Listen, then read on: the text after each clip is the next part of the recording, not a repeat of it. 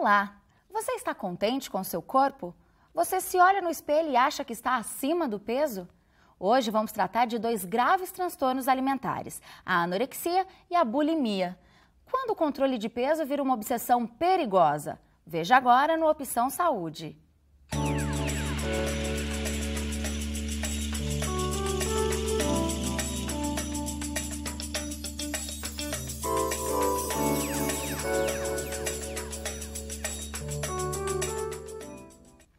E para falar sobre anorexia e bulimia, nossas convidadas são a psicóloga Tatiana Galucci e a nutricionista Eliane Petean.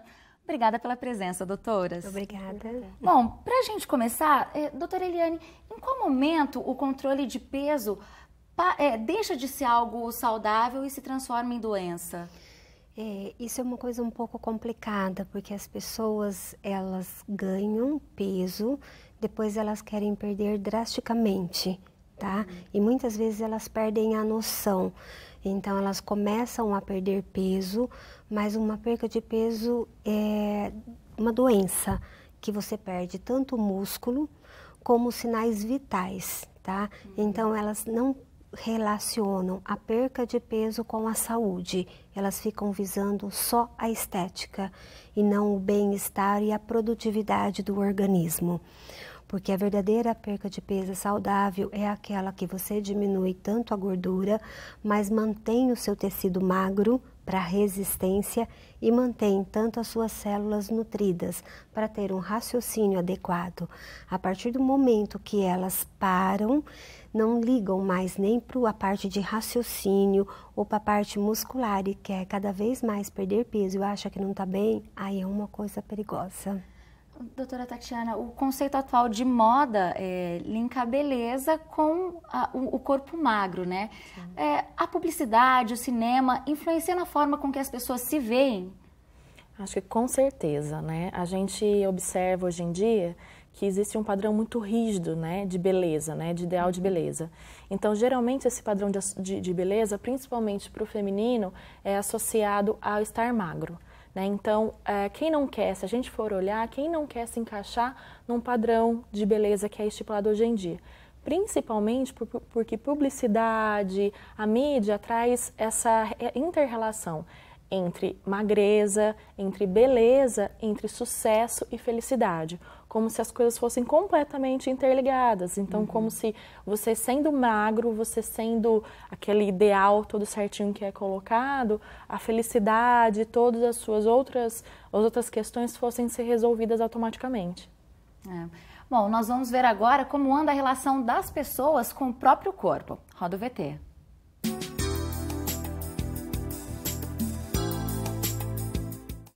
Você está contente com o seu corpo? Não, por isso que eu tô fazendo caminhada. Mais ou menos. A gente nunca tá 100% contente, né? Pela minha idade, sim. Estou, mas poderia ter sido melhor. Nunca tá satisfeito totalmente. Pode sempre melhorar um pouquinho. Tô uns 4 quilos mais cheinha. Não, eu acho que sempre a gente pode melhorar, né? Eu tô bem satisfeita, ainda mais depois que eu tive ela, voltou tudo no normal, assim, eu tô feliz. Doutora Eliane, fazer dietas quando se está dentro do peso, quando se está em forma, é algo preocupante? Como é? Principalmente porque eles não estão enxergando que estão saudáveis. Tá certo que é um pouquinho difícil a gente ficar extremamente saudáveis no dia de hoje. Você precisa tomar muito cuidado, tanto com a parte de emoções e alimentação, que tem tudo a ver. Tá? Então as pessoas, elas ficam nervosas, elas deixam de comer ou elas comem muito. Então cada indivíduo reage de uma forma diferente. E com o estresse do dia a dia, ele esquece e não percebe o que é ideal e o que não é. E, doutora, explica pra gente o que é a anorexia.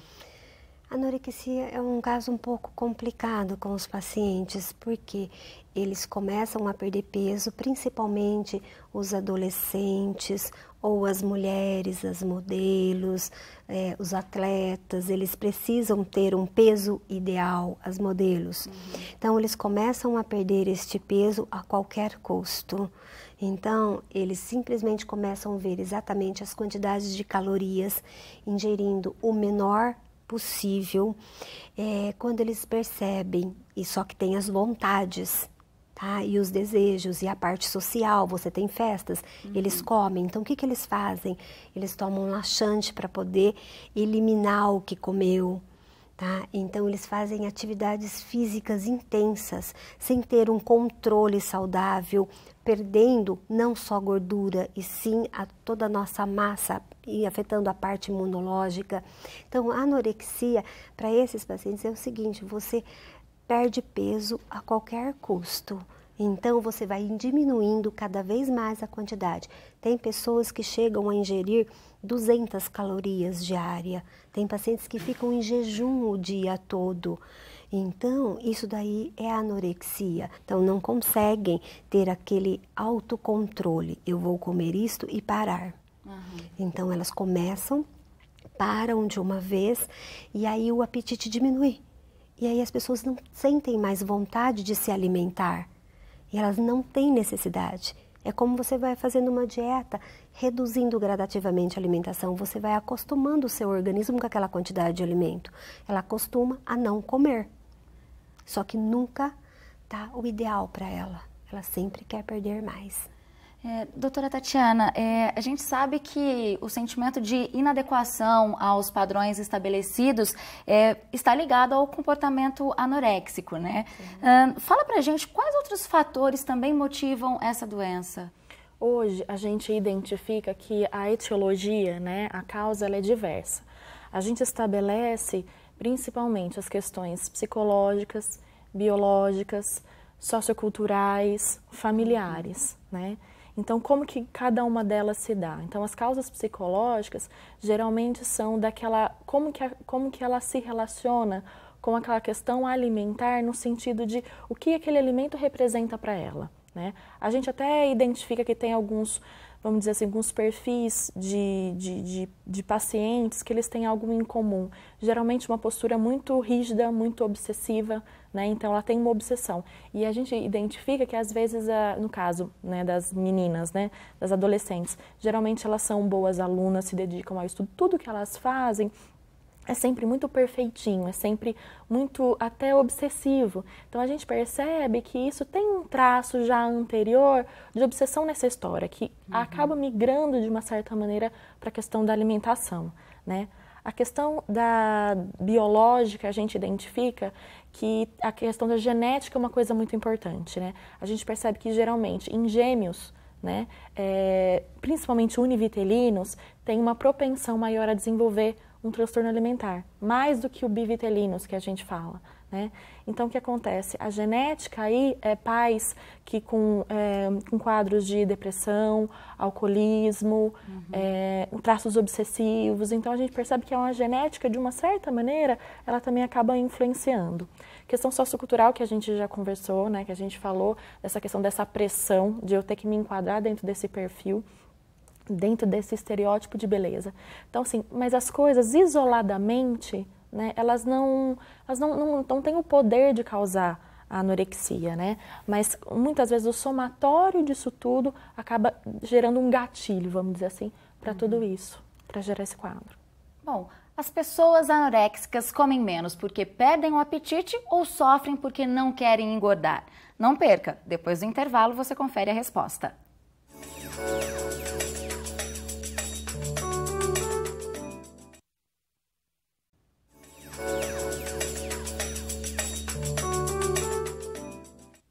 Olá, voltamos com o Opção Saúde e hoje falando sobre os transtornos alimentares, a anorexia e a bulimia. E aqui com a gente estão a psicóloga Tatiana Galucci e a nutricionista Eliane Petean. Doutora Eliane, quem tem anorexia também vai ter a bulimia? Uma doença está ligada a outra, doutora?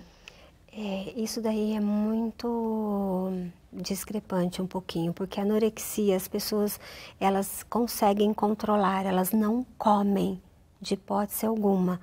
Então, elas deixam de comer ao máximo. A bulimia, aquelas pessoas que têm a compulsão, apesar que tem uma anorexia bulêmica, que a gente vê, tem anorexia nervosa e anorexia bulêmica, que ela também faz o uso, como da anorexia, de laxantes, de alimentos para diminuir o apetite e exercícios excessivos.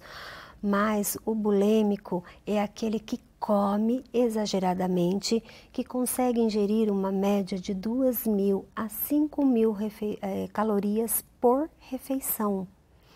Eles comem absurdamente e depois tem aquela necessidade de eliminar o que ele comeu. E isso, nas primeiras vezes, ele simplesmente induz este vômito, mas depois fica uma coisa natural para ele. Doutora Tatiana, algumas profissões, elas colocam a pessoa numa situação de maior risco perante a anorexia, a bulimia, como os modelos, por exemplo? Infelizmente, né, a gente percebe que o maior índice é realmente entre essa questão das modelos. Foi feita uma pesquisa onde se identificou, onde o primeiro ponto são as modelos, o segundo lugar, né, aí já é de uma maneira sequencial, as bailarinas, né, foi feita até uma pesquisa dentro dessa pesquisa, tinha de um corpo de baile de bailarinas da Argentina, 50% tinha alguma espécie de transtorno alimentar. Nossa. Então, as bailarinas, os jockeys, né, que a gente percebe que a cada grama, 100 gramas faz diferença no cavalo, né, quanto ele vai conseguir andar com o cavalo. Então, os ginastas também, que precisam ter massa, mas precisam ser leves, né. Então, todos esses profissionais que, de alguma maneira, o peso influencia no seu desempenho, tanto no seu desempenho quanto na sua imagem, que imagem ele vai representar, essa imagem extrema de saúde, alto desempenho e competitividade e beleza, né? Beleza e graça, no caso, muitas vezes, da bailarina, ela é leve, como ela flutua, né? Então, isso vai, muitas vezes, influenciar num comportamento, numa tendência que aquela pessoa já tenha. Fora que, geralmente, quando a gente faz um esporte, né, aí, questão do esporte, dessa maneira de competição, geralmente é obsessivo, geralmente é de uma maneira muito extenuante. Que o próprio esporte, né, exatamente, tem, exige. Então, acentua esse quadro de obsessividade e pode vir com todo esse contexto do quadro alimentar. Bom, nós vamos ver agora a opinião de quem precisa do corpo em forma para trabalhar.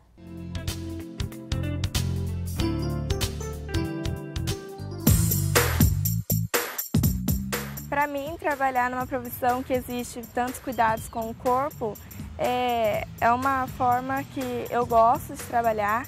Assim, para mim não é muito difícil, porque eu sou magrinha desde sempre, desde pequena, então acho que pela genética para mim não é tão difícil.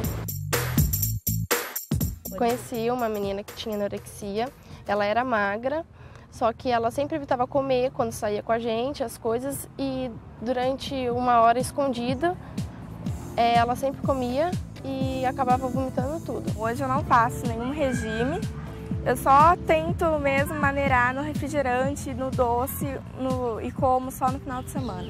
Estou satisfeita com o meu corpo, sim. Acho que tá bom do jeito que tá, não precisa mudar nada.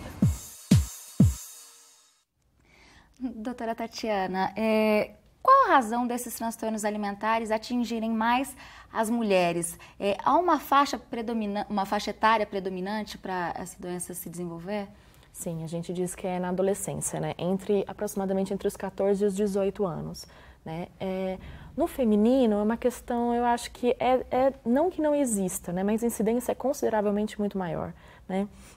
No feminino, a gente percebe que a mulher ela tem naturalmente uma distorção maior da imagem dela. Então, se a gente perguntar para uma mulher o quanto ela precisa perder, geralmente, se ela está satisfeita, você vai identificar que geralmente é 3, 4 quilinhos, 2 quilinhos, né? O mínimo é os 2 quilinhos. E isso se percebeu que a mulher tem mesmo, ela não consegue, geralmente, se referir ao seu corpo como de fato ele é. Então, essa distorção dessa imagem é mais realmente do feminino. O homem, ele não... Parece que ele não tem essa dificuldade de se referenciar de maneira mais adequada. Né? E fora também, que eu acho que é um aspecto aí cultural, acho que é muito importante, se exige, eu acho que mais da mulher a questão da magreza principalmente. Ela deve ser mais magra. Enquanto o homem se espera que ele seja mais forte, isso também tem a ver com a masculinidade, a mulher se espera que ela seja mais magra. né? Então, isso também influencia de alguma maneira nessa distorção. Doutora Eliane, em relação às pessoas que têm esses transtornos, elas comem menos porque não sentem vontade, não perdem realmente o apetite, ou com essa preocupação mesmo de não engordar e passam fome e sofrem com isso?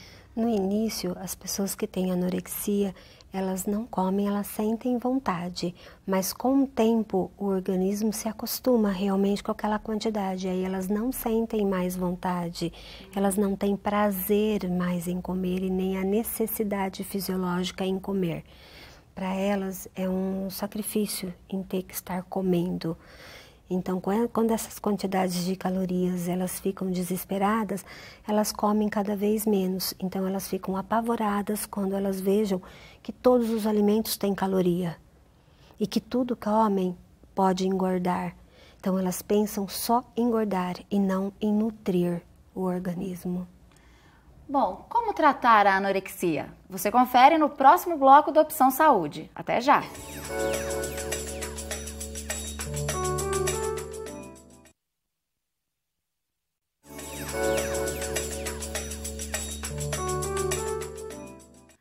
O Opção Saúde de hoje está de volta e o assunto é anorexia e bulimia. Nossas convidadas são a psicóloga Tatiana Galucci e a nutricionista Eliane Petean. Doutora Tatiana, esses transtornos alimentares, eles necessitam de um cuidado, de um tratamento multidisciplinar? Como é que a psicologia age nesses transtornos? Olha, eu acho que não tem jeito de tratar transtorno alimentar com um profissional só, seja ele qual for. Eu acho que é fundamental, porque a gente percebe que é uma interação, né, desse corpo, desse psiquismo, dessa relação familiar, da relação social. Então, altera todos os aspectos da vida desse indivíduo. E a psicologia, o que ela tenta? Ela tenta, principalmente, entender o que significa para aquela pessoa essa restrição, essa obsessão, né? Porque a gente vem com a questão a origem, ele é a obsessão por algo, por mais que negativa. Eu não como isso, mas penso nisso o tempo inteiro. Né? Então, tratar, entender o que é o símbolo dessa obsessão e atender essa família, porque eu acho que é fundamental. Não dá para também trabalhar pacientes com transtorno alimentar sem a família, né? Porque a gente percebe que muitas vezes a gênese, a origem de um transtorno alimentar está muitas vezes ligado com a mãe, como o pai lida com a imagem corporal, como foi passado isso para aquela pessoa. Então, tem que tratar e tratar as angústias daquela família também, não só isoladamente, né, o paciente. Doutora Eliane, a perda de peso extrema, ela gera muitas modificações no organismo, né? Quais órgãos são mais afetados com a falta de alguns alimentos?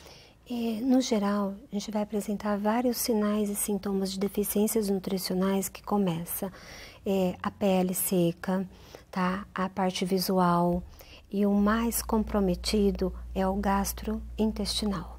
Tá? Então, são alimentos que você não oferece, a parte metabólica, você não oferece os nutrientes adequados para que ocorra um metabolismo. O que é essa taxa metabólica?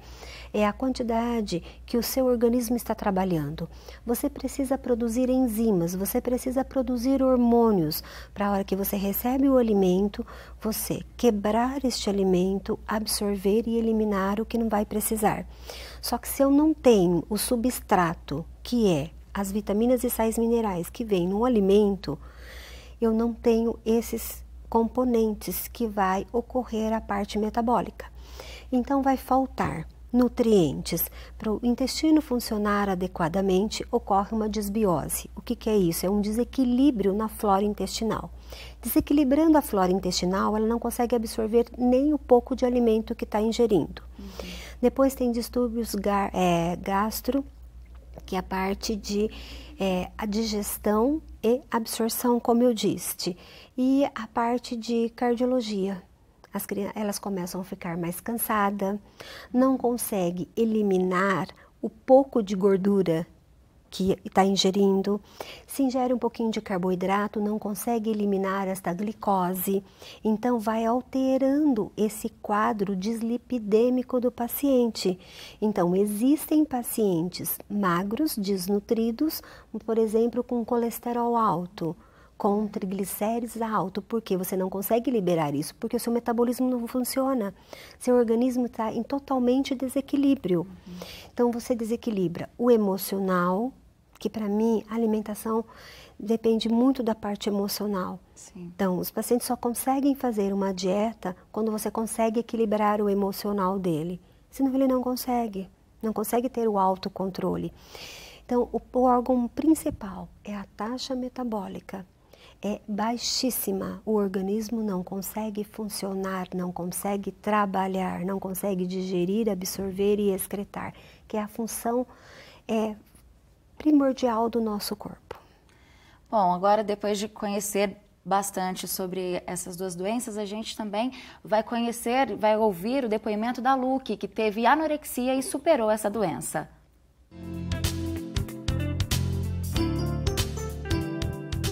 Eu tive um problema de anorexia nervosa, faz cerca de 1 ano que eu não tenho mais esse tipo de problema, mas no decorrer do tempo a gente não consegue perceber que tem esse tipo de problema. De um prazo de 1 mês mais ou menos, que começou a desencadear o problema de anorexia, eu perdi cerca de 14 quilos. Então foi assim um processo muito rápido, em que eu parei de comer. As minhas roupas, o manequim meu era 36. E o 36 ficava largo em mim. E mesmo assim eu achava que estava gorda. Eu comecei a notar mesmo que eu estava com algum tipo de problema porque eu não conseguia mais andar. Eu começava a ficar muito fadigada, muito cansada e eu não sentia fome alguma. Então, para mim, eu não tendo fome, eu não precisava comer. E eu comecei a ter a abstinência do alimento. Eu fiquei muito tempo sem comer e meu corpo não aceitava mais o alimento. Eu tentava comer, a reação era cruel com o próprio corpo. Eu queria tirar aquilo logo do meu corpo. Então eu não precisava induzir ao vômito. O meu corpo mesmo já levava ao próprio vômito. O mundo da moda é muito cruel, porque tem muitas outras agências que trabalham com o padrão ao qual é pedido fora do Brasil, que é o internacional. E é o sonho de toda garota, hoje, dos 12 aos 17 anos, fazer carreira no internacional. E é pedido muitas medidas, altura e tudo mais. Tem muitas que deixam de comer, ficam 2, 3 dias sem comer para poder passar por um teste. Elas estão tão fixadas em ter a carreira de modelo que elas acabam esquecendo que para isso elas precisam de saúde, porque todos nós queremos vender saúde e não vender um corpo totalmente deteriorado, magra, pálida, sem vida. Doutora Eliana, como é o tratamento de alguém que sofre com anorexia? Existem remédios, dietas? O primordial em relação à parte da nutrição é começar a realimentação desses pacientes. Para começar esta realimentação tem que ser uma coisa muito gradativa. Você tem que convencer o paciente que aquilo não vai engordá-lo. Como você convence? Fazendo bioimpedância, mostrando para ele que o tecido adiposo não está aumentando, que o que está aumentando, ele está aumentando o músculo, para ficar torneada, não musculosa, porque isso é gordura para eles. Então está ficando torneada, está ficando saudável. Saudável eles também não entendem isso. Você tem que provar o quanto que está aumentando o peso dele. O mais difícil é você manter o peso para aumentar músculo. Isso não acontece. Então você tem que ir devagar, aumentando as calorias. Você tem que acreditar, tá? Fazer o paciente acreditar em você. Ao mesmo tempo estar em contato com a psicóloga. A gente faz um trabalho muito importante, porque o paciente tem que confiar na nutricionista, que não vai engordar. A psicóloga ajuda nisso. E a gente vai fazendo o paciente ganhando saúde e mostrando, tá, dados. Não é só falando, você tem que provar para ele, você tem que estar pesando ele diretamente, você tem que mostrar que o peso dele não é gordura e que provar que aquele alimento está nutrindo e falando quais são os alimentos que realmente engordam, quais são os alimentos que deixam a pessoa feia e ressaltando a beleza dela, a estética de uma pele, como ela disse, de uma pele mais viçosa, uma pele com brilho, mostrando que o cabelo está ruim, que precisa melhorar o cabelo, quais são os nutrientes que vai ajudar no cabelo, que vai ajudar na pele. Bom, gente, gostaria muitíssimo de agradecer a presença de vocês aqui, esclarecendo todas as nossas dúvidas em relação a esses dois assuntos muito importantes. Ainda tem muito o que dizer, mas infelizmente o nosso programa está chegando ao fim. Então, obrigada pela participação de vocês, doutoras. Tá, muito obrigada. Bom, a Opção Saúde fica por aqui. Você pode rever esse programa em nosso site, é o www.tv.nesp.br/Opção Saúde. Até a semana que vem. Tchau!